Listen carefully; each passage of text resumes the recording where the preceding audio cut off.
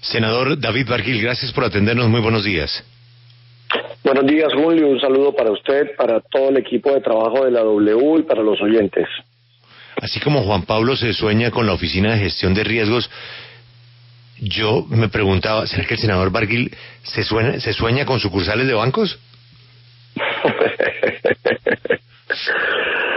Ay, Julio, venga, yo le tengo que decir algo y no me lo va a creer, Julio. Mire, lo primero, necesitamos obviamente que tener un sistema financiero sólido. Yo no tengo en mi cabeza acabar con el sistema financiero como muchos creen. Yo no tengo en mi cabeza ni me considero un enemigo del sistema financiero. Yo entiendo el valor que tiene un sistema financiero con solidez. Recuerde, Julio, que los bancos captan el ahorro suyo, de la gente, de las empresas, del Estado, y luego colocan ese ahorro a través del crédito para que se mueva la economía, para que haya crédito para vivienda, para montar un negocio, para consumir, para pagar la educación de los hijos. Es decir, cumple un papel fundamental en cualquier economía.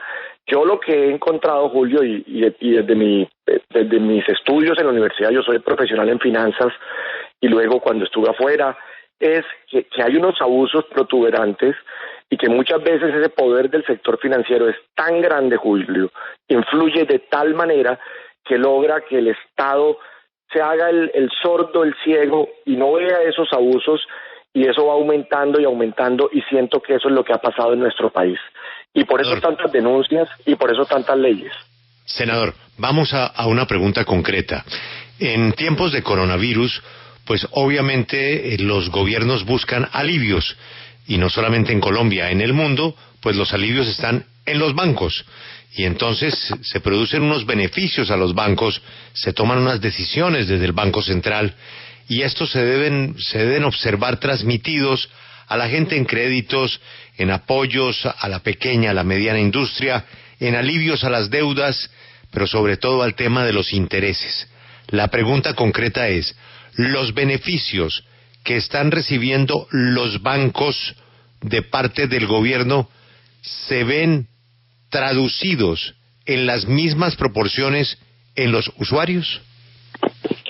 No, la respuesta es no, Julio. Es muy insuficiente el traslado de esas decisiones que ha tomado el Banco de la República y que ha tomado el gobierno nacional al usuario, al consumidor final, al pequeño empresario, a esa persona que hoy requiere obviamente del apoyo del sector financiero. Yo tengo que obviamente decir que ha sido muy importante la medida que se tomó de aplazamiento del cobro de cuotas. Han dado unos periodos de gracia de 3 hasta 6 meses, muchas entidades bancarias, pero también tengo que decir en aras a la verdad, Julio, y que la gente lo sepa, que durante esos periodos que no nos están cobrando la cuota, todos los bancos, todos, óigame bien, están causando los intereses. Es decir, los intereses están corriendo y una vez acabe el periodo de gracia, nos van a cobrar esos intereses. Por fortuna, y gracias a una decisión de la Superintendencia Financiera, Julio, no se van a capitalizar esos intereses, porque la tragedia, y lo denunciamos hace 15 días, era que muchos bancos incluso iban a capitalizar esos intereses que no nos estaban cobrando, nos iban a aplazar el cobro, pero luego te lo iban a sumar al capital, o sea que usted iba a quedar debiendo mucho más. Los bancos iban a ganar mucho más en medio de la crisis. La Super, de manera acertada, tomó la decisión de prohibir esa práctica de capitalización de intereses, y ahora simplemente va a quedar la deuda de esos intereses del periodo allí congelada, no se va a llevar a capital, no le van a poder cobrar intereses sobre esa deuda, y usted la va a tener que pagar más adelante. Pero vamos a los beneficios concretos. Julio, el Banco de la República el 27 de marzo les bajó la tasa de interés con la cual les prestan los banqueros. La bajó al 3.75%. Esta es la nueva tasa que el Banco de la República estableció para los créditos que la Banca Central de Colombia le hace a los bancos privados del país. Y uno se pregunta, bueno, ¿y esa tasa se ha visto reflejada en las tasas de interés que nos cobran? Les voy a dar ejemplos concretos, Julio, y usted saca sus propias conclusiones. Tarjeta de crédito, Colpatria tenía, antes de la bajada de la tasa del Banco de la República, la semana del 24 de marzo, una tasa de interés en tarjeta de crédito del 27.9% en tarjeta. Entonces uno dice, ¿qué pasó con Colpatria luego de la disminución, la subió en 0,6%. ¿Qué pasó con el BBVA? La subió en 0,6%. ¿Qué pasó con el Banco Popular, Julio? La subió 3,36%. ¿Qué pasó con el Banco de Occidente? La subió 2,43%. Pero no nos quedemos en tarjeta de crédito. Usted sabe que esta es la línea de la tasa más alta, no voy a meter microcrédito, está casi que pegada a usura. En Colombia, a usted le debe pasar algo, Julio, cuando está en Madrid. Usted va a un restaurante, usted va a pagar la cuenta, está sentado con un español y está sentado con un americano, y a usted le cuesta más la cuenta, Julio, porque su tarjeta de Colombia, la tasa es del 28 y del 29, la tasa de un español o de un americano es del 18, del 20, del 17. Eso es muy grave, pero bueno, ¿qué pasó en crédito de consumo, Julio? Que es un crédito de tanta importancia por la coyuntura actual. Le voy a decir, por ejemplo, la vivienda. La vivienda subió luego del 27 de marzo, le hablo de la tasa que está cobrándose a partir del 6 de abril, es una tasa reciente. La vivienda subió su tasa 4.11%, por encima de lo que estaba el 24 de marzo. Eso es muy complejo. Colpatria la subió 2,38%. Banco Popular la subió 1.4%. Entonces uno dice, si el Banco de la República les bajó, ¿por qué ellos terminan subiendo? El crédito comercial ordinario, Julio, es muy importante para las empresas en esta coyuntura. El BBVA tenía su tasa en el 14.41 el 27 de marzo y el 10 de abril. El BBVA tuvo una disminución, tengo que decirlo, en ese periodo del 1.54, pero por ejemplo, la vivienda también la volvió a subir en 2.25 y Bancolombia la subió en 1.45. Entonces, sí, aquí lo que vemos es un comportamiento regular de los bancos más grandes del país, que aumentaron, esos 7 bancos, los más grandes de Colombia, uno puede decir que aumentaron en promedio en un 6% sus tasas en medio de la crisis y luego de la disminución del Banco de la República. Pero senador, ¿eso no puede tener que ver con que también en esta coyuntura es más riesgoso prestarle plata a los colombianos, teniendo en cuenta pues que se está viviendo una crisis económica sin precedentes en la historia reciente del país y del mundo, y teniendo en cuenta que muchos de esos créditos no están respaldados por el Fondo Nacional de Garantías? ¿No puede corresponder a ese hecho la subida de las tasas de interés en algunos casos? Buena pregunta, Lucas. Por eso nosotros fuimos responsables en el debate de ayer y comparamos tasas ya estando en el coronavirus. Si yo hubiese comparado la tasa del 10 de abril con una tasa en febrero, pues sería irresponsable de mi parte. Estaría comparando peras con manzanas. En febrero no estábamos en medio de la crisis. La situación del mercado era distinta. Y si uno mira, pues de febrero acá, varios bancos obviamente subieron las tasas, pero uno lo entiende, el factor riesgo aumenta. No podemos decir que uno, a definir la tasa de interés, solo mira lo que le cuesta a los bancos el crédito. Te doy el dato, claro, Lucas, pero senador, antes de que continúe, obviamente usted toma su dato inicial en un momento en que había iniciado la crisis, pero no se puede hablar de la crisis en un solo momento, sino en distintos momentos, y hay más riesgo evidentemente hoy del que había a principios de marzo o a finales de febrero. ¿Usted no tuvo en cuenta ese elemento particular a la hora de, darle la razón o no a los bancos por haber subido las tasas de interés? Por eso le decía a Lucas, yo no comparé febrero con abril, comparé 27 de marzo. La semana del 24 al 27 de marzo, cuando el país ya estaba inmerso, estábamos ya, digamos, en el momentum del coronavirus, donde ya las tasas de ese momento estaban reflejando el mayor factor de riesgo por la crisis de liquidez de muchas empresas, porque muchos ciudadanos se estaban quedando sin empleo, por la situación de la economía. Entonces yo lo que hice responsablemente fue comparar la semana del 24 y 27 de marzo con la semana del 6 al 10 de abril. Eso me permite a mí decir que estamos comparando tasas en momento donde ya se había calculado el riesgo por la situación del coronavirus, porque en esto hay que ser muy serios y responsables. Sí. Le doy otros elementos, Lucas y Julio. Miren, ¿cuánto le cuesta a los bancos su crédito? Sencillo, en Colombia hay 460 billones de pesos de la gente y de las empresas consignadas en los bancos. Hay 280 billones en cuentas de ahorros y corrientes. ¿Y sabe cuánto nos pagan los bancos allí? En cuentas de ahorros nos pagan el 1.3% efectivo anual en promedio. Por esos 280 billones, pues es mucho menos porque en cuentas corrientes es cero. Y en CDTs hay 170 billones de pesos. La máxima tasa en CDT es 5.24% efectivo anual.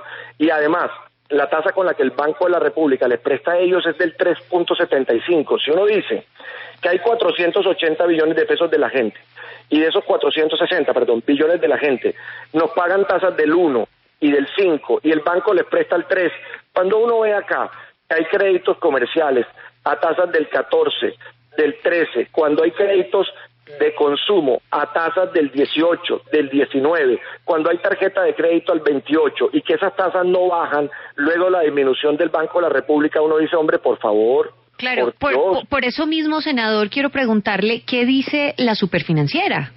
¿Usted ha puesto en conocimiento o las personas víctimas de esto han puesto en conocimiento estas quejas ante la superintendencia financiera?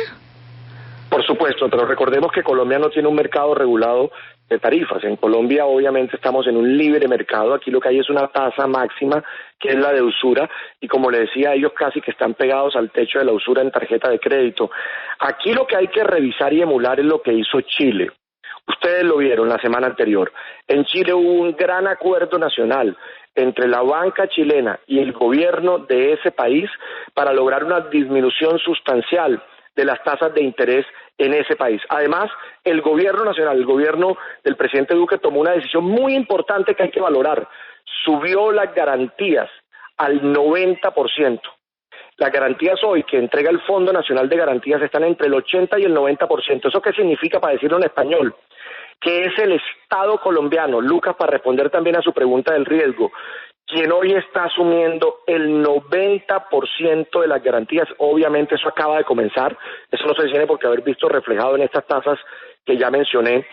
Y cuando uno tiene un nivel de garantías de ese tamaño, dado por el Estado colombiano a través del Fondo Nacional de Garantías, aquí lo que corresponde, el paso siguiente es exigir que los bancos de este país hagan una disminución sustancial de las tasas, porque es el Estado quien está dando en un 90% las garantías necesarias para apalancar estos créditos. Yo llamo la atención a que sigamos el camino de lo que se hizo en Chile, a que haya un acuerdo nacional entre los bancos de este país, entre el Estado colombiano, y le demos la buena noticia a los sectores productivos, a la gente, de que va a haber una disminución sustancial de la tasa y de que esos créditos van a llegar a esos colombianos que hoy tanto lo necesitan, porque esa es la otra queja, los créditos no están llegando y uno se pregunta a quién se le está prestando.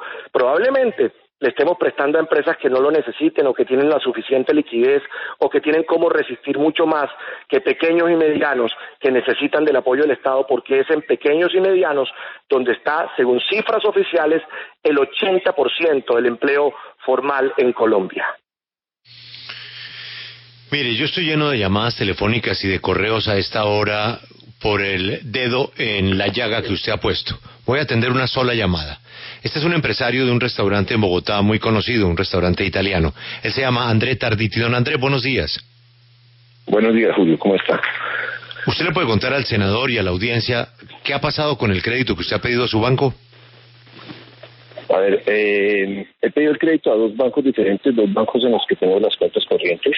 En uno llevo mucho tiempo trabajando con ellos, voy a hablar con nombre propio, Bancolombia, y el otro es otro banco que se llama Caja Social. A raíz de esto, de la pandemia, de la cuarentena, de todas estas cosas, pues todos sabemos que el sector de los restaurantes es uno de los más afectados. No sabemos cuándo vamos a volver a funcionar. Nos hemos reinventado todos, hemos hecho cosas nuevas, estamos trabajando con domicilios, bueno, una cantidad de cosas que de cierta forma nos han logrado y mantener la nómina de alguna forma los arriendos, hemos negociado el inicio y ha podido mantener el negocio. Señor Tarditi, es que hizo algo usted con su teléfono cambió la modalidad que teníamos en la comunicación y no le estamos escuchando. Hagamos una llamada común y corriente, señor Tarditi. No ponga speaker, no ponga manos libres, no nos amplifique. Déjelo tranquilito. ¿Me escucha? Sí. Listo. Le voy a hacer preguntas concretas, señor Tarditi. Yo sé que los restaurantes, en el caso suyo, se han reinventado, está atendiendo. Exacto. En fin. Primera pregunta. ¿Usted está quebrado? No. ¿Tiene deuda? No, cero. ¿Cómo está con arriendos y con su nómina? ¿Cómo está de pagos? Señor Tarditi. Señor Tarditi. No, es que la gente le da por ponerse creativa y entonces perdemos la comunicación. Senador, básicamente lo que dice este hombre es que sus dos bancos, ahí hablo de ellos, le han negado el crédito. No está quebrado, no tiene deuda, no sé cómo está de arriendo o de nómina, y el crédito que está pidiendo es para mantener a las 43 personas que tienen nómina. Su restaurante se llama Trattoria de la Plaza. Senador Barguil, si este señor no está quebrado, no tiene deuda, está al día en sus arriendos y lo que está pidiendo plata es para mantener nómina, ¿él podría o no podría tener acceso al crédito?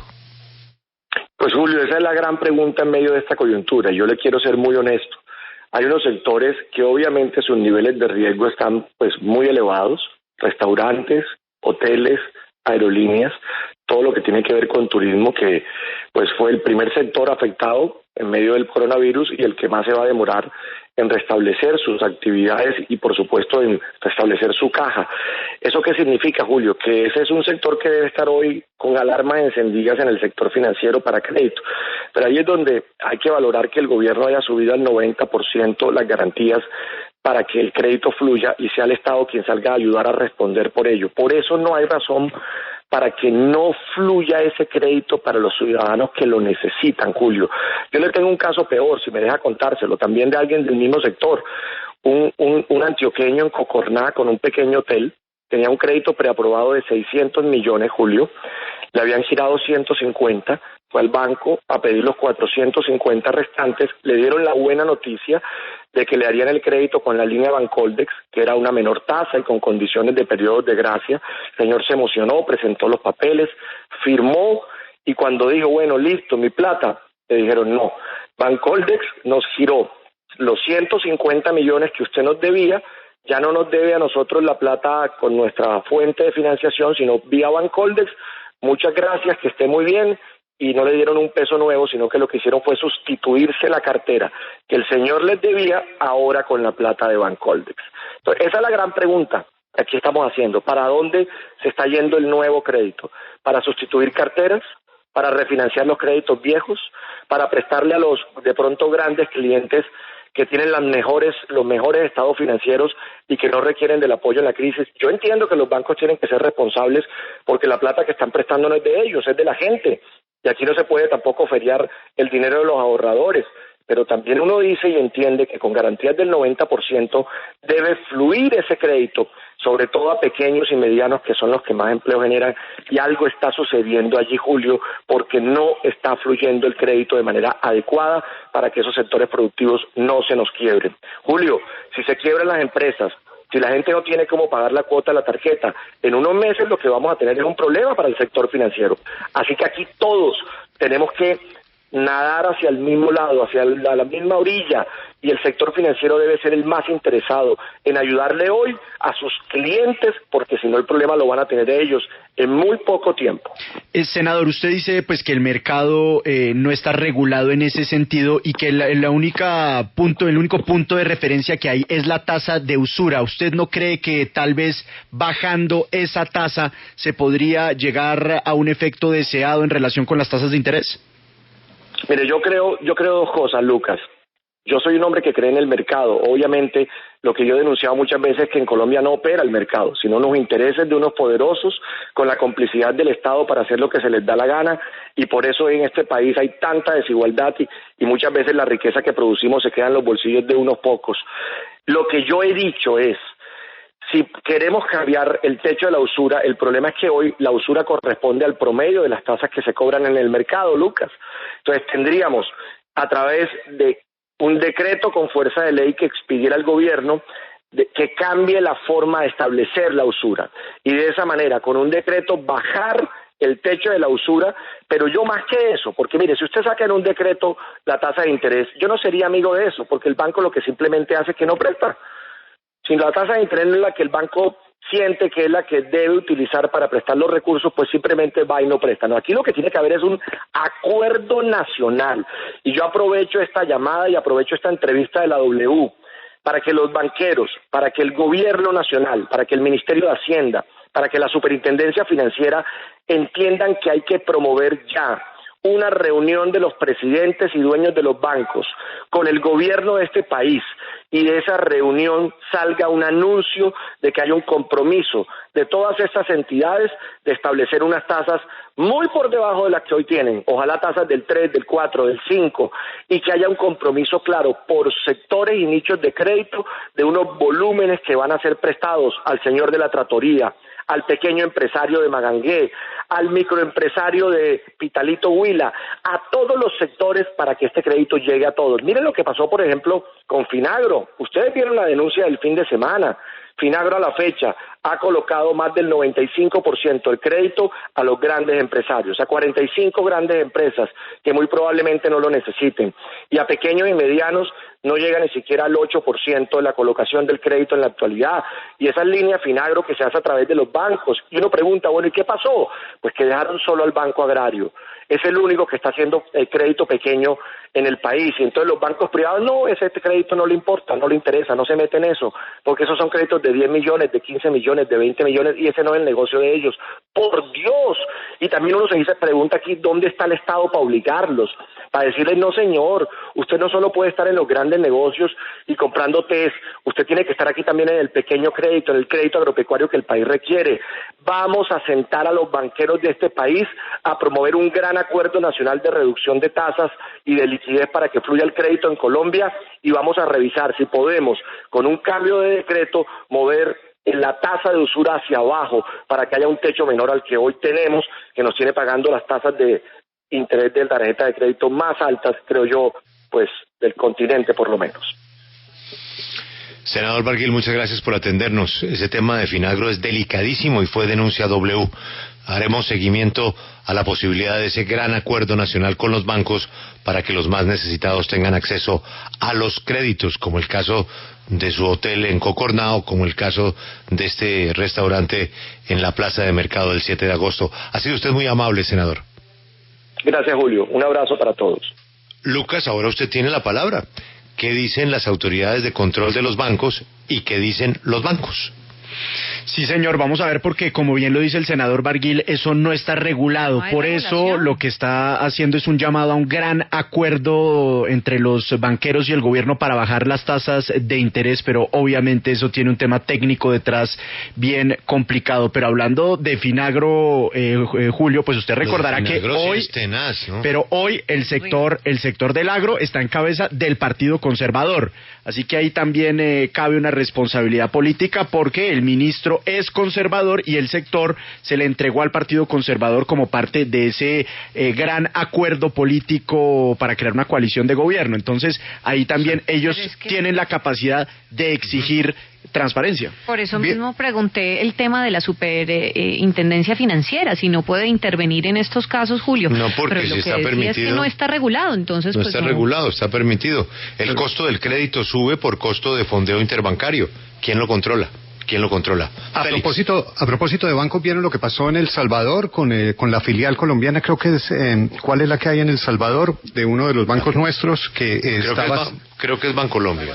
Exactamente. Bancolombia tiene Banagrícola en El Salvador. Exacto, y eso. Vivienda también está en El Salvador. Ah, sí. Banagrícola, exactamente, que le estaban sacando de las donaciones, de los aportes que hace el gobierno a las personas en dinero, los famosos tasa del movimiento de la cuenta y todo eso y demás. Se los estaban quitando la gente y le tocó al presidente Bukele decirle que cuidado, que ni riesgos, que eso no se tocaba, porque le estaban quitando el porcentaje a la gente. Ya tuvieron un enfrentamiento serio con el gobierno. Lo primero que piden los bancos son los flujos, que hay que presentar los flujos. ¿Quién puede hacer flujos? Y los de riesgo de los bancos sin flujos no dan ninguna aprobación. Así es de que los créditos están en una sin salida, a menos de que haya un gran acuerdo para el tema. Pues por eso, Julio, el tema del Fondo Nacional de Garantías y el esfuerzo que ha hecho el gobierno de garantizar, de que el Estado directamente garantice algunos de esos créditos para reducir el riesgo, porque el riesgo sin duda es muy alto y lo que se busca a través del Fondo Nacional de Garantías es mermar un poco ese riesgo y que los bancos puedan prestar con mayor tranquilidad. Pero Julio, mire, algunos empresarios, pequeños empresarios, lo que yo les he escuchado y lo que han manifestado es precisamente cómo los bancos no nos prestan, como piden muchas garantías y el gobierno se va a dar la pela de asumir en cierto escenario el 90%. Recibes con Marisabel. No hay una opción de que el gobierno nos gire, no el 90%, pero denos el 50%. Con eso tenemos el flujo, no necesitamos la intermediación de los bancos y no nos endeudamos. Aquí me aclara primerapágina.com. Filial de Bancolombia, Banco Agrícola pasa apuros en El Salvador. Exigencia del presidente de El Salvador por bonos al sector salud puso en aprietos al Banco Agrícola, filial de Bancolombia. La situación de los bancos, sería bueno escuchar la respuesta de la asociación bancaria. ¿Qué dice la asociación bancaria sobre estas quejas, que ya no son las quejas de los usuarios, sino de un senador de la República? Un senador de la República. Vamos con los oyentes a esta hora y vamos, a ver, me escribe alguien acá. Cierto, no me prestaron, soy odontólogo, por lo tanto soy alto riesgo. Tengo respaldo de bienes. Bancoldex me negó el préstamo por ser de alto riesgo, un odontólogo. Interesantísimo lo que plantea Lucas, el ministro de Agricultura.